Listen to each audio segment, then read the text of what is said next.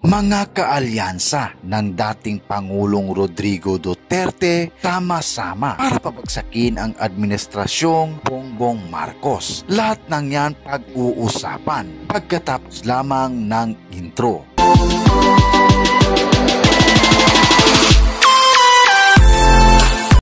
Hindi na nga nakapagtimpi pa at buong puwersang bumanat ngayon ang mga alyansa ng dating Pangulong Duterte. Tinipon na mga ito ang mga mamamayang laban sa kasalukuyang administrasyon. Sa naturang rally, lakas loob na binanata nito ang mga bagay na nangyayari ngayon na panahon ng Marcos administration. Kabilang na nga ang mga pangakong hindi natupad ng kasalukuyang Pangulo ng bansa na si Bongbong Marcos. Kaugnay niyan, narito po ang buong video at huwag kalimutang magkomento. Wala pang 2 taon ng administrasyon. Maaga pa lang nakalimutan na lahat ng pangako. Hindi ba yung pagkain, pangako yun? Hindi ba yung murang bigas, pangako yun? Hindi ba sinabi aayusin, kuryente, tubig, internet? Di ba pinangako lahat yon? Nasaan na yung pangako? Sino galing? Sino galing? Sino galing? Sino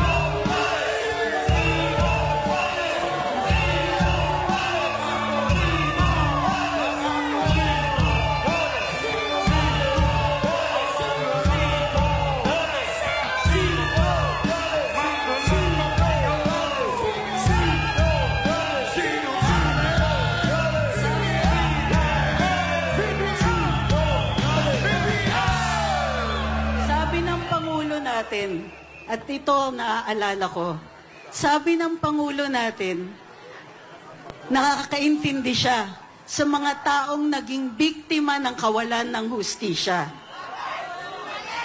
Yung dating biktima, nambibiktima na ngayon.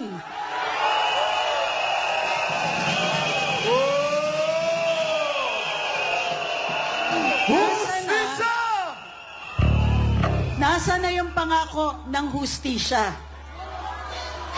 Hustisya! Hustisya! Hustisya!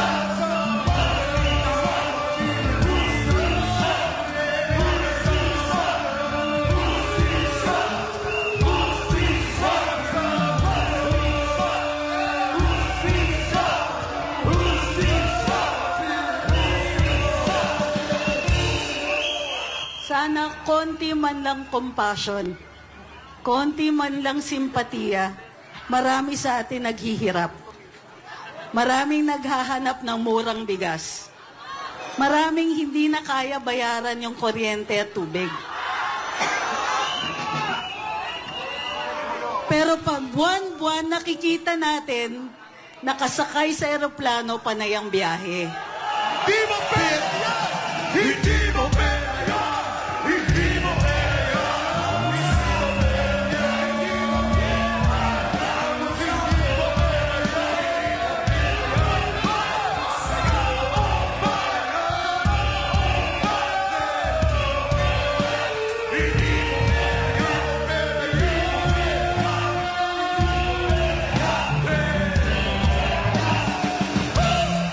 Alam niyo yung mas masakit? Maliwanag yung hinanaing ng taong bayan. Imposibleng hindi tayo marinig. Andito tayo, publikong lugar. Malakas ang boses. Naka-broadcast, nasa social media. Imposibleng hindi nila tayo naririnig. Hindi ka pinga! Hindi kayo pinga! Hindi kayo pinga! Hindi kayo pinga! Hindi kayo pinga! Hindi kayo pinga! Hindi kayo pinga! Hindi kayo pinga!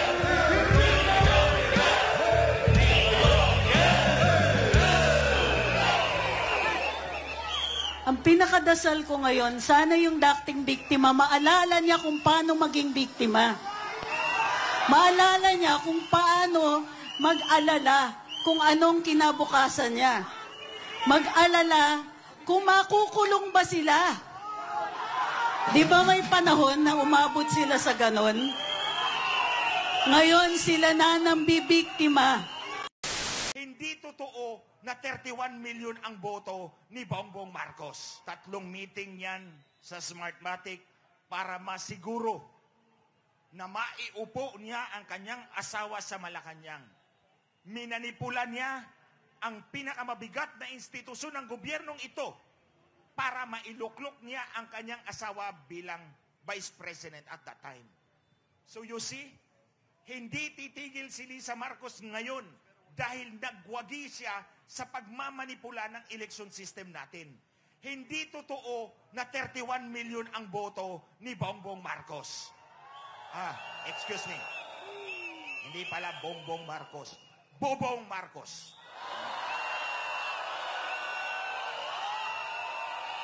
Ulitin ko. Hindi totoong 31 million ang boto ni Bobong Marcos. Dinagdagan yan. Tulad ng sinabi ko, sa 3 meeting na yon, walang representative si Sara Duterte.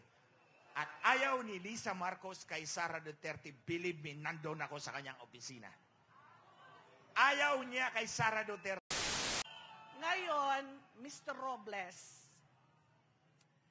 dahil hindi naman nyo hindi mo ako kayang bayaran, okay? Kaya hindi ako titiklop sa inyo.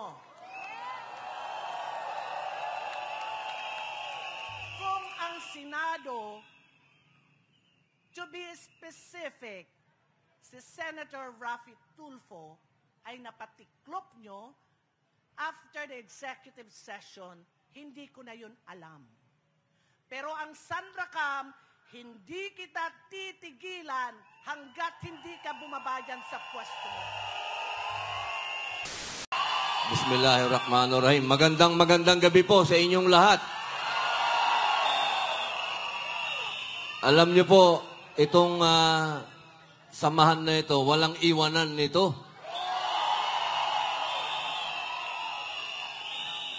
Ako po, katulad po ng sinabi ni Tatay Digong, ang kaibigan, kaibigan yun. Lalo na kapag kakampi mo pa. Hindi ko po makakalimutan ang ibinigay sa aking suporta, unang-una, ni Pastor Kibuloy. Kami pong dalawa ni Pastor ay naniniwala na dapat tapusin na ang armed struggle dito sa Pilipinas.